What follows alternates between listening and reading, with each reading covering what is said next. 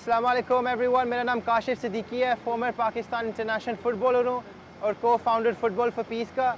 अभी हम जहाज़ लेकर आए हैं पार्टनरशिप में ब्रिटिश एयरवेज़ के साथ, यूनिवर्सल एयर एक्सप्रेस और सर्वर फाउंडेशन, और यहाँ फुटबॉल फॉर पीस काम कर रहा है ब्रिटिश हाई कमीशन के साथ।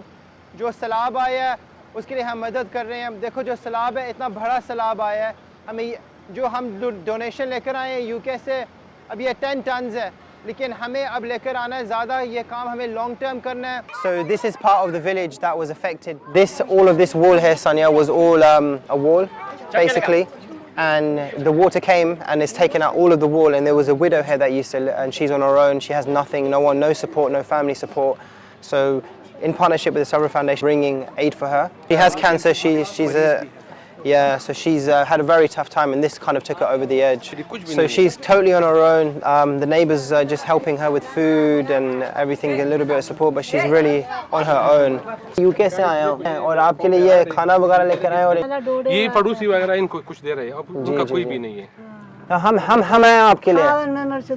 This lady is a poor widow that's been attacked and held by the floods, and the floods have taken out her only shelter that she had. And if you see on the roof there, if you put the lights on there, this is her bed, this is her house, and you can see that the roof's collapsed and the whole bed is now leaking, so she has no shelter either. So this is something that we need to really support her on.